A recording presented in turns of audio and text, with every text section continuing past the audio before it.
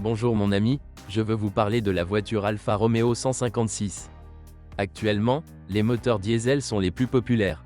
Le moteur 1.9 a le statut d'indestructible et économique. De nombreux utilisateurs vendent des résultats de 5 à 6 litres, 100 km, même si, selon eux, il est possible d'ajouter 1 litre. Néanmoins, le moteur de base 1.9 JTD d'une puissance de 105 chevaux offre des performances décentes, et les versions 140 et 150 chevaux, très bonnes. Ces variantes plus puissantes ont une culasse à 16 soupapes et ne sont pas considérées comme si durables, mais elles ont néanmoins un kilométrage de 300 à 400 000 km ne leur fait pas beaucoup d'impression. Le diesel 2.4, moins courant, est légèrement plus cher à utiliser. Il a besoin d'environ 7 à 8 L, 100 km, mais il a de bien meilleures performances et 5 cylindres, donc potentiellement plus d'injecteurs ou de bougies de préchauffage. Il est sensible à la contamination, mais globalement durable et fiable. Si quelque chose devait vraiment tomber en panne dans l'Alfa Romeo 156, le dernier composant serait les moteurs diesel. Et les essences, ces unités peuvent être divisées en 3 types. Les Twin Spark sont des conceptions assez obsolètes avec injection multipoint. Leur principal problème réside dans les variateurs de distribution variable et le risque de grippage.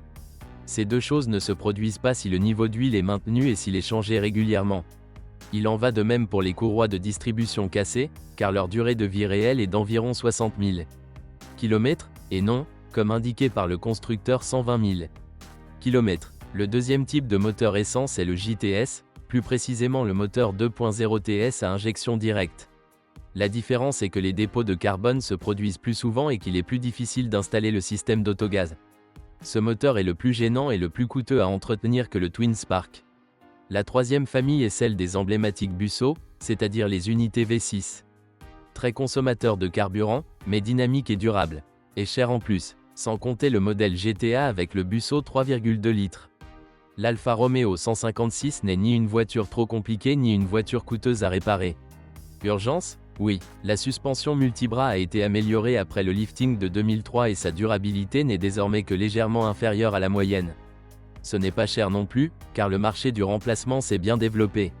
Il n'y a aucun problème avec les composants ou les pièces consommables. Seules les versions rares de GTA et Crosswagon sont plus difficiles à obtenir. Problème typique de l'Alfa Romeo 156, panne d'équipement et électrique. Panne d'équipement diesel, timing des moteurs à essence. Consommation d'huile dans les moteurs à essence. Suspension instable, corrosion de la carrosserie et du châssis. Ce qu'il faut rechercher, une voiture dans le meilleur état possible. Ce qu'il faut éviter, version 2.0 JTS et avec transmission Célespeed. Merci de m'avoir écouté, n'oubliez pas de vous abonner à la chaîne et de noter ma vidéo. Si vous connaissez des problèmes avec cette voiture que je n'ai pas mentionné, assurez-vous de les écrire dans les commentaires.